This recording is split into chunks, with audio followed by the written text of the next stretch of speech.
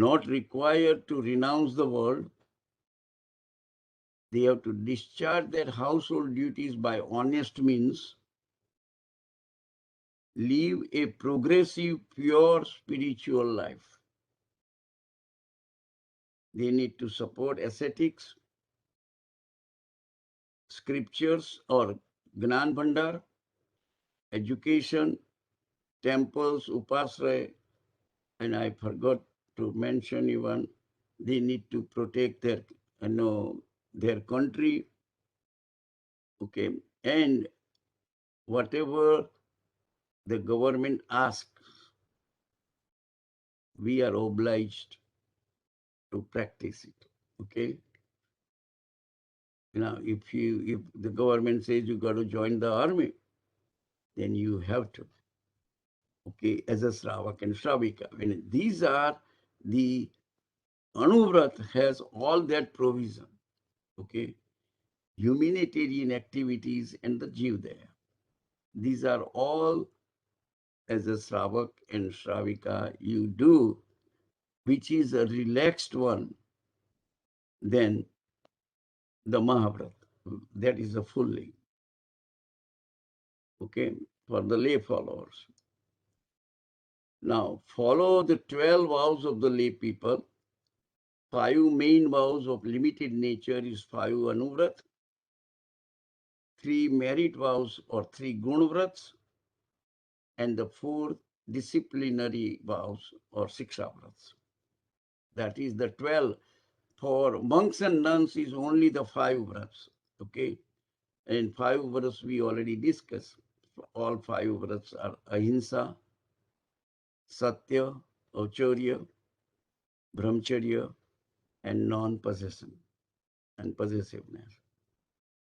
While 3 Guru Vrat and Shiksha Vrats are the additional vrat they have added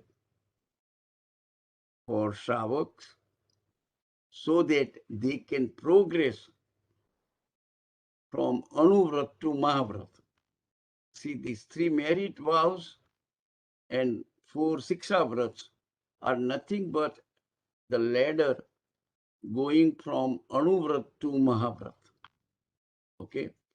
Our vrats are only 5 limited vrats. The Gun vrats and the Siksha vrat are going towards Mahavrat. Okay? And when you look at it by mind, speech, and body or action, not to do, not to ask others to do, but not to approve such action is not included for Shravak. Because Shravak has so many responsibilities. Sometimes somebody has to do it, and you cannot just say, I'm not going to be approving these things because of the society they have to live. Monks and nuns, they have to protect them. They have to protect the religion. They have to protect their country. They have to protect their family. And there are many things that can occur. And that is the reason they said the last one, for them, it is very difficult. The last item, not to approve such actions, is not included in it. All right. Now let's go to the next one.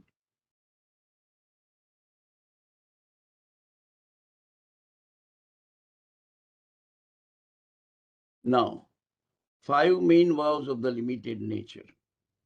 Non-violence. That the scripture name is Sthul Pranatipat Virman Vrat. Now, every word has a, if you need to understand every word. Sthul. There are 2 words you comes all the time, Sthul and Sukshma. The Sthul means gross, which carries more sins, okay, which you can avoid it. Sukshma, you cannot avoid it. So the sthul pranatipat virman vrat, that's what it means is right next bullet. Do not hurt any innocent, movable. Movable means at least they have a minimum two sense to five senses.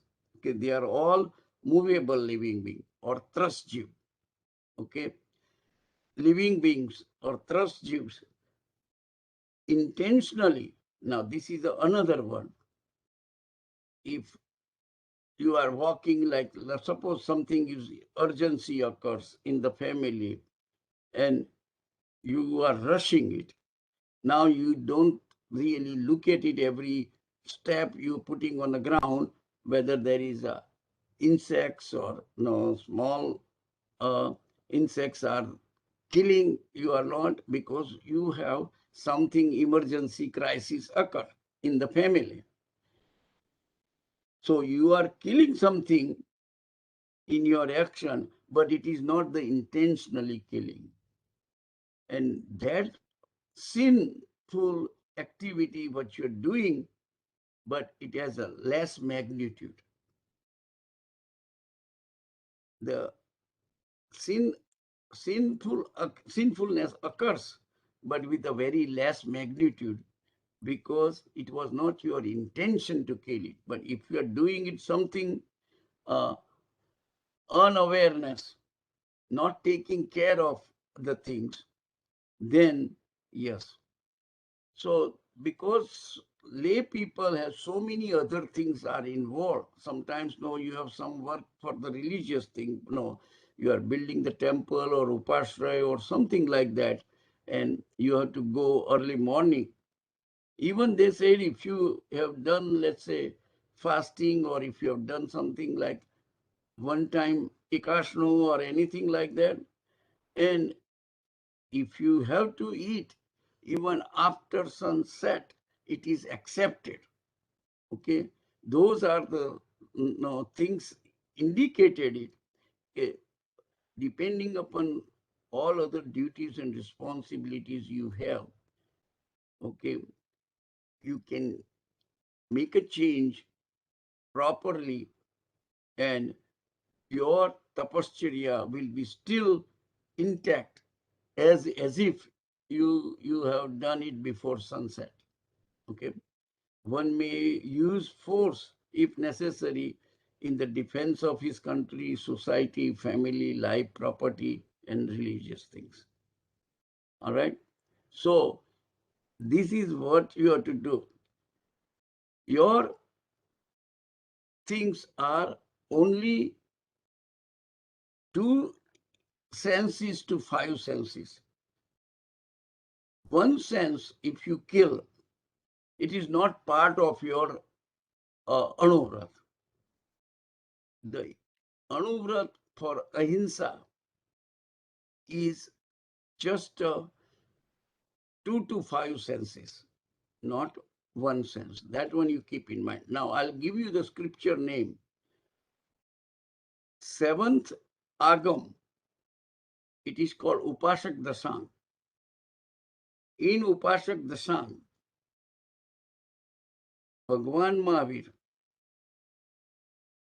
explaining these 12 vrats of the lay people, explains the first 5 anuvrats, and it very clearly makes for Shravak, they are only taking 2 thrust jews, killing or hurting, which is from 2 senses to 5 senses.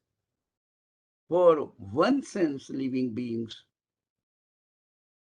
it is allowed whatever minimum food and minimum shelter, whatever they need for human survival. That is not in the anuvrat. But if you, whatever the minimum you need for healthy survival, beyond that you are doing it, then that one is counted violation of the anuvrat. So there is a lot of judgment call one has to make it with proper understanding. All right. So let me go. Okay, I got my 1 hour. Just a minute. Non-attachment anuvrat or aparigraha anuvrat. Sthul pranatipat virmana vrat. Okay. One must impose a limit on one's needs, acquisition and possession, such as land, real estate, goods, other valuable animals and money, etc. Because you have some limit. Okay, I will not accumulate more than this much money, or I wouldn't accumulate more asset than this much. Okay, so you are bounding yourself, but that will depend upon person to person.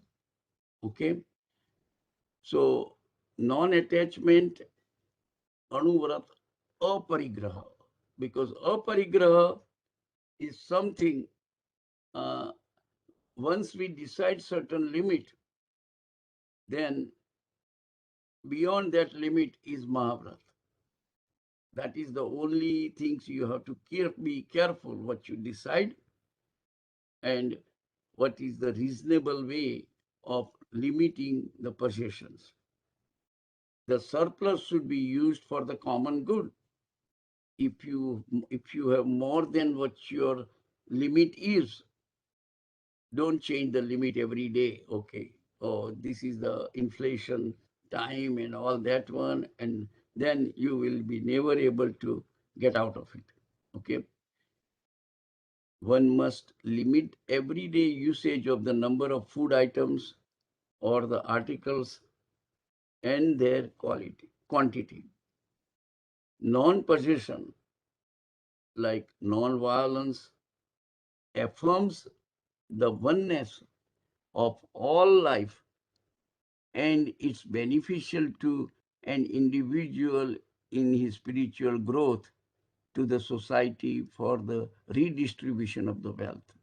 Once you have the non-possession vrat or vows taken in the anuvrat area, it is going to be beneficial because you are distributing outside the limit of any wealth you acquire, you are distributing it to the society.